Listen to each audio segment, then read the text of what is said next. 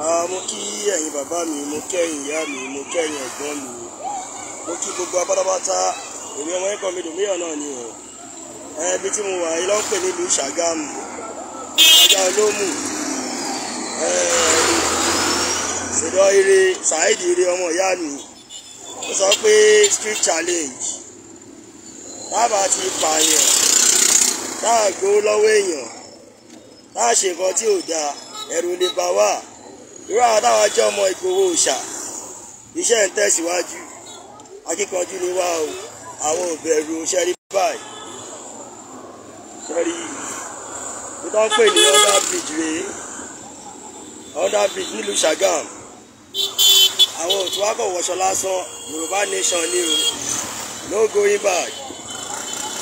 Sábó ló ń pè bí nílùú Sagamu, oye street challenge. Ìwọ́n tó bá pé ẹ lójúlówó ọmọ Yorùbá tó bá lè ṣe lè táwa ń ṣe yìí ó lẹ́nu.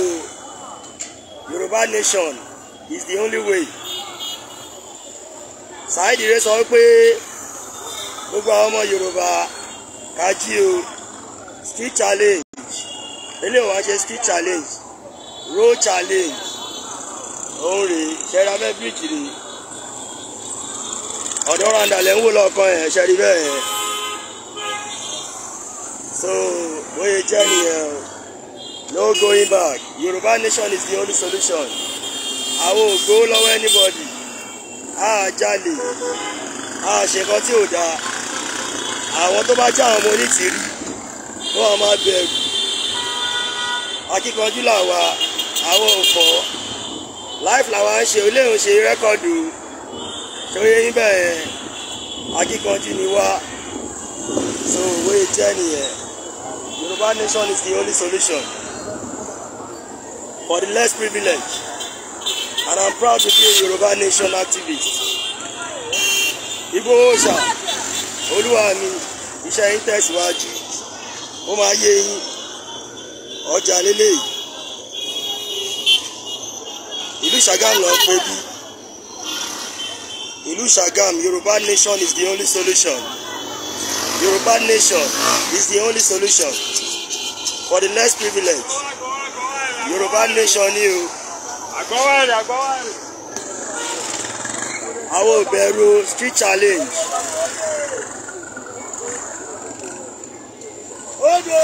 Saheed ire sọ pé anybody jáde tó bá tó wọn gbá sùn lọ́yẹ lórí ọ̀rọ̀ Yorùbá Nation, ó lè mọ̀ pé mi kọ́ mi dòwe ìyàwó ò fọ́ anywhere. All way na way.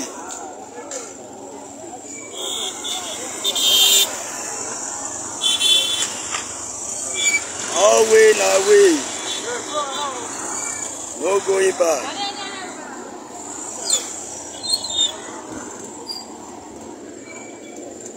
Yorùbá Nation is the only solution for the less privileged.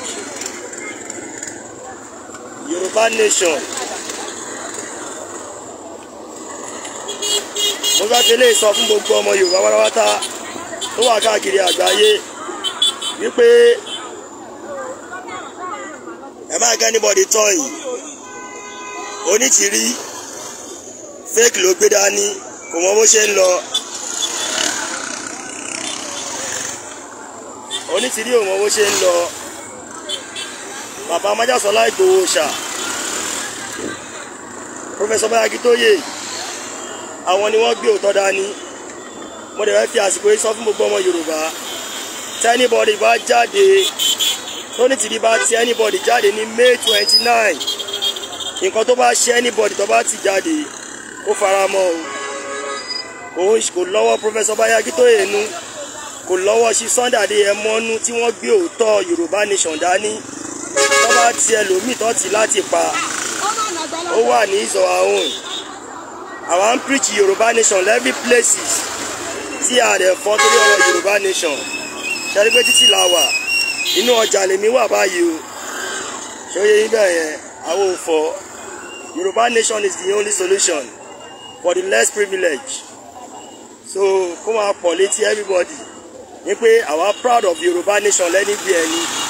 Àwa dẹ̀ ń wọṣọ Yorùbá Nation káàkiri. Ṣẹ́rí báyìí.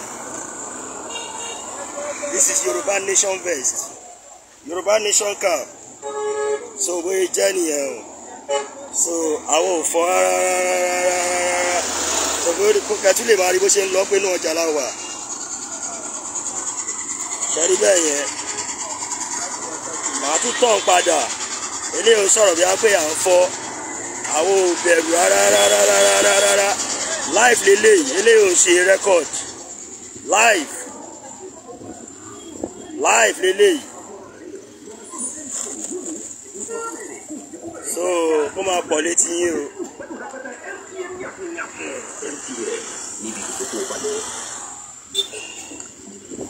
We are very proud of Yorùbá Nation anywhere in Yorùbá land.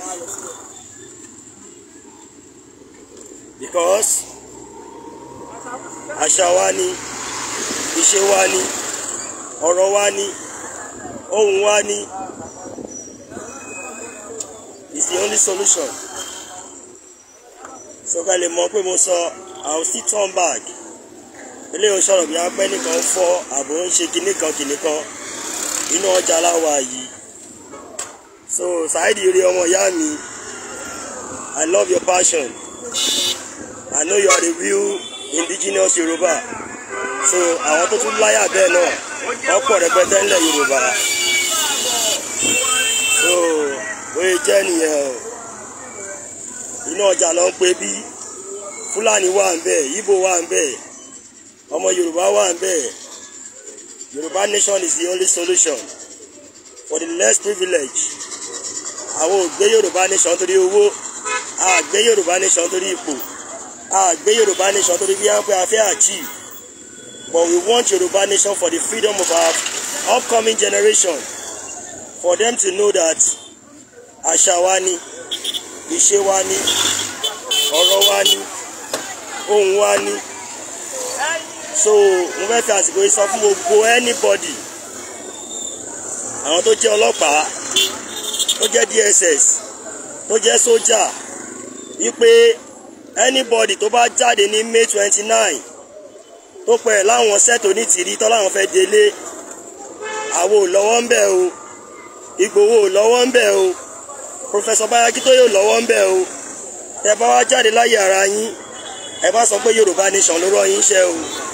Yorùbá Nation kì í rányàn iṣẹ́ dédé òrùkòrò. Ẹ tó máa rányàn iṣẹ́, òun náà wà lórí standby.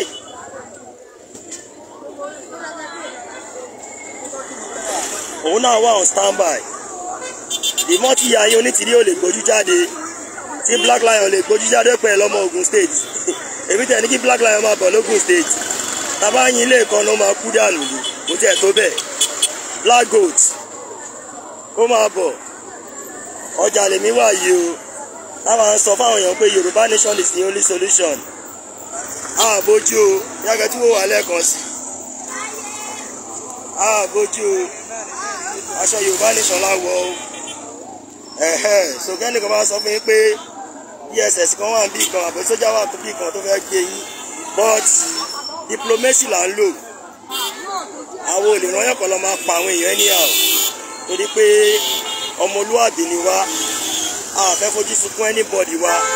Sọ ọ̀nà òfin láti fi ìhónú wa hàn fún àgbáyé pé àwa fẹ́ Yorùbá Nation nírọ̀wọ́ rẹsẹ̀. A fẹ́ wàhálà, a fẹ́ jà. Òun là ń lò. Òun ni Professor Bayaki tó yẹ ń lò. Òun ni ṣí Sunday Adéyẹmọ Ìgbòho ń lò. Òun ni àwọn tó jẹ́ àwọn jàǹkànjàǹkàn tí wọ́n ń lò wípé Yorùbá Nation is the only solution for the less privileged. Eléyìí ò ṣe má jà gbọ́ o. So Saidi re mo ríṣẹ́ mẹ́sẹ̀gì yẹn. This is road challenge, market challenge, live. Òun la fẹ́ o, live challenge. Kò jáde tó ní tìrí bá mọ̀ pé òun tó bẹ́ẹ̀. Ó ṣe nǹkan tẹ̀mí ń ṣe yìí.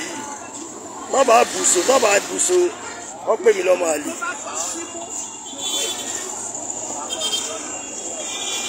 Ṣẹ́rí báyìí.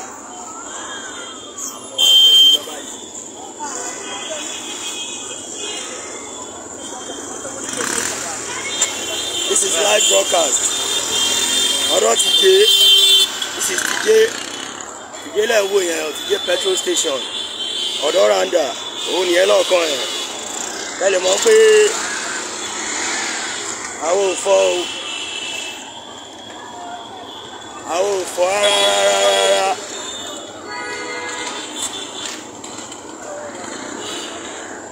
Yorùbá Nation is the only solution. I want to say something again. Tí onítìrí bá ti anybody jáde ní May 29, ẹ̀yin tẹ́ bá jáde ẹ̀ jáde fún Yorùbá Nation o, ẹ̀ ń jáde fún ara yín ni, ẹ̀ ń jáde fún onítìrí ni for their selfish interest. You are not fighting for the Yorùbá Nation people. Chief Sunday Adéyẹmọ ọ̀dà tó bá ti mú jáde òun lẹ gbọ́dọ̀ follow. Ọ̀dà tí Professor Akitoye bá ti mú jáde òun lẹ gbọ́dọ̀ follow. Kẹ́ríkọ́ abẹ́ bíríìjì ni mo wà yìí. So mo ní láti wá ṣe ilé ìkẹlẹ̀ mọ́ pé àwọn ò deny Yorùbá Nation. We are for Yorùbá Nation for real. For better, for worse. For richer, for poorer. And that's it. Ohun tá ti gbé sílẹ̀ fún Yorùbá Nation nìyẹn. Yorùbá Nation is the only solution for the liberation of Yorùbá people. For the freedom of the Yorùbá people. Nigeria has been disintegrated. No going back. Onítìrí tó bá tàn yín jáde tọ́lọ́ ń pa yín lẹ́nìyàwó ẹ má tagi Yorùbá Nation àsìgbà àwọn lọ́ńdà lùrú. We are not for terrorists. We are not for terrorists. Yorùbá Nation movement is not for terrorists. It's a diplomatic way of telling the world that we want our freedom peacefully, not by anarchy. So ṣàrí pé ọkùnrin tó ń sun rárá fọkùnrin ẹgbẹ́ akọ́ṣẹ́ ló ń ṣe. So for you to know that iṣẹ́ gidigidi ni Májàsọ́lá Ìgbòho Òòṣà tí wọ́n ń ṣe, iṣẹ́ gidigidi ni Professor Akitoye tí wọ́n ń ṣe, bọ́ onítìrí ò ṣiṣẹ́ kankan, ó kàn jókòó sínú yàrá ẹ̀, ó ń dààmú èèyàn láàmú. Ilẹ̀ máa mú o, ọmọkọ́mọ tó bá ń dá lẹ́lẹ̀ Yorùbá, ilẹ̀ á mú láṣẹ Èdùmàrè, lọ́lá ọ̀run tó ń ràn yìí, lọ́lá wàhálà tá à ń ṣe yìí, ilẹ̀ á mú. Ó bó jẹ́ kábíyèsí ni, bó jẹ́ jòyè ni, bó jẹ́ ọmọ Yorùbá tó jẹ́ DSS ni, bó jẹ́ ọmọ Yorùbá tó jẹ́ sójà ni, bó jẹ́ ọmọ Yorùbá tó jẹ́ ọlọ́pàá ni, ilẹ̀ á mú wọn láṣẹ Èdùmàrè. Tẹ́ bá dá lẹ́lẹ̀ Yorùbá, ọ̀dàlẹ̀ bálẹ̀ kù, ẹni bá dalẹ̀ abálẹ̀ lọ. Kẹ́lẹ̀ mọ̀ pé express lèmi wà yìí o, ṣóyè yín bẹ́ẹ̀ yẹn.